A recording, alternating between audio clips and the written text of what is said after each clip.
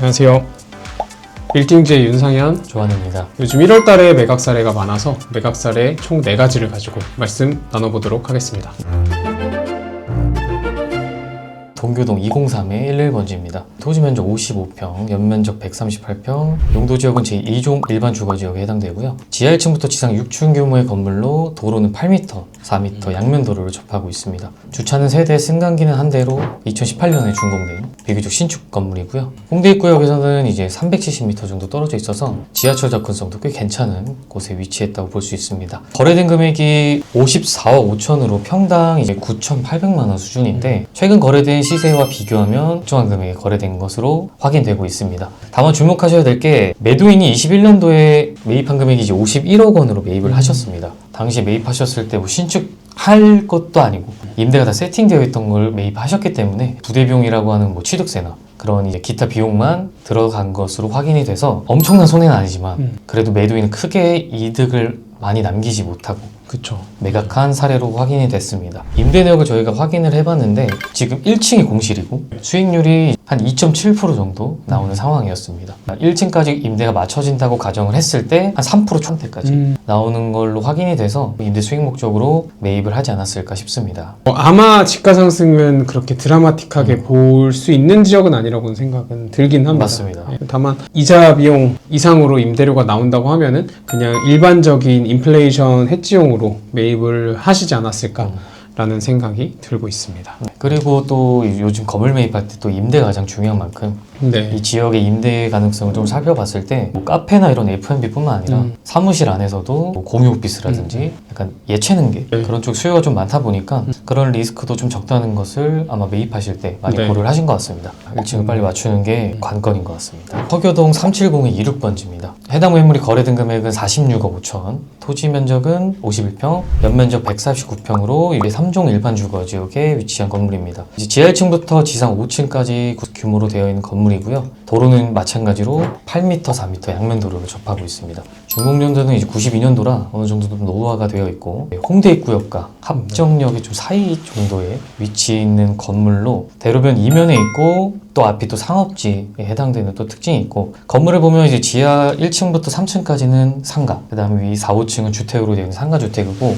매도인이 또 건물에 또 직접 거주를 하셨어요. 매수하신 분께서는 신축보다는 리모델링 쪽으로 방향을 잡지 않을까 그렇게 좀 예상을 하고 있습니다. 레드로드라고 하는 쪽과 되게 인접해 있기 때문에 유동인구도 상당히 많고요. 그다음에 임차 업종도 다양하게 맞출 수 있는 지역입니다. 그래서 아마 리모델링 한 뒤에 건물을 임대를 어떻게 세팅할지에 대해 고민이 많으실 것 같은데 저층 부분은 F&B, 상부층 뭐 파티룸이라든지 외국인 수요도 굉장히 많기 때문에 좋은 임대 수익과 이런 방향성을 잡을 수 있을 것 같습니다. 이쪽 인근에 그 이제 호텔 같이 그런 숙박 시설이 어느 정도 위치해 있어가지고 외국인 관광객이나 혹은 타 지역에서 오신 관광객분들이 머무는 곳과 멀지 않습니다. 그러다 보니까 폭발적이진 않지만 어느 정도 유동성은 확보한 지역이라고 생각이 들고 명도 조건으로 진행을 하다 보니 매입을 하셔서 리모델링을 통한 건물 개선과 그리고 임대료 개선을 통해서 건물의 가치를 좀 많이 높이실 수 있을 거라고 생각이 됩니다. 동교동과 서교동 이렇게 두 가지 매물을 소개시켜 드렸는데 둘 다 공통점이 50억, 40억대 작은 볼륨과 평당 1억이 안 된다는 특징,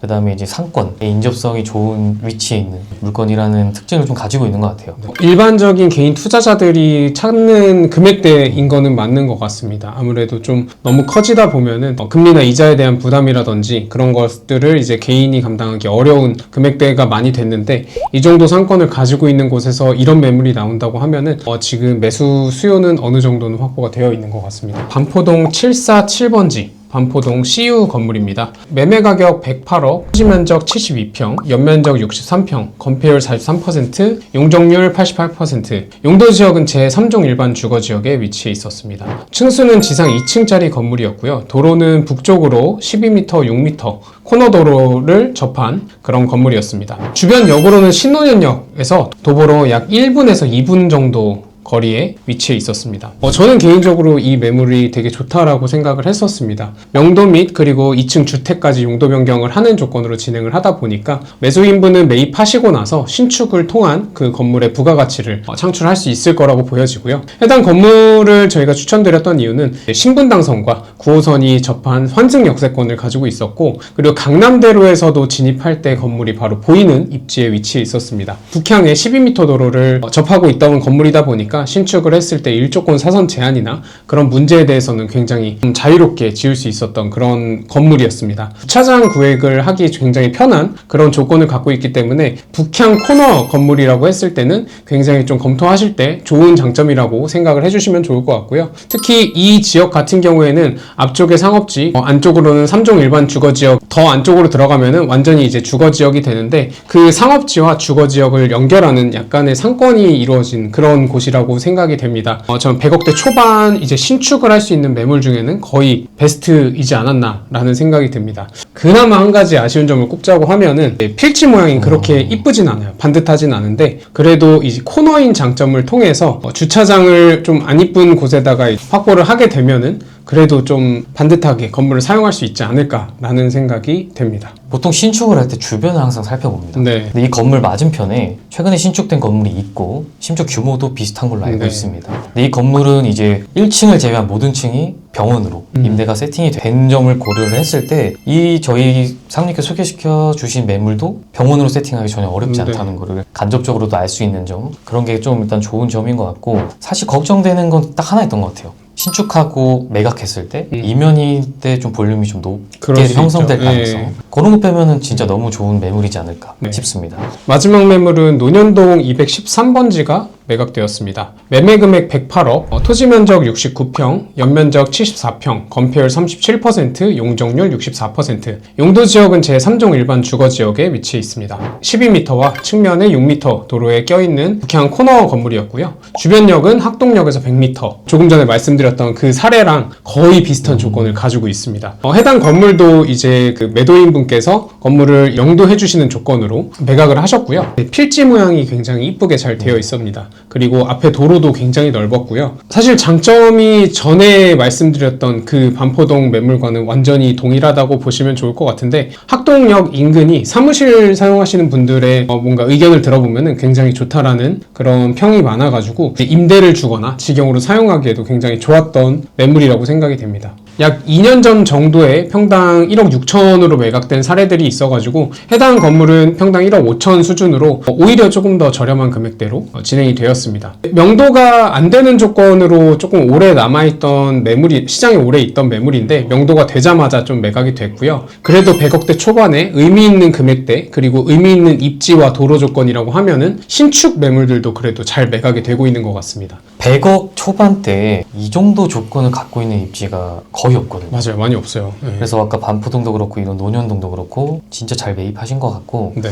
두 입지 모두 이제 임대나 이런 리스크가 많이 적어서 아마 좋은 건물들이 나올 것 같습니다. 네. 신축을 했을 때도 그 가치가 충분히 상승을 한다고 하면은 요즘 들어 좀 검토를 많이 하시는 것 같고, 이런 비슷한 매물들이 몇 개가 지금 또 있습니다. 그런 매물들이 이제 곧 또 매각이 될 것 같으니 저희한테 또 문의 주시면은 비슷한 매물 소개시킬 수 있도록 하겠습니다.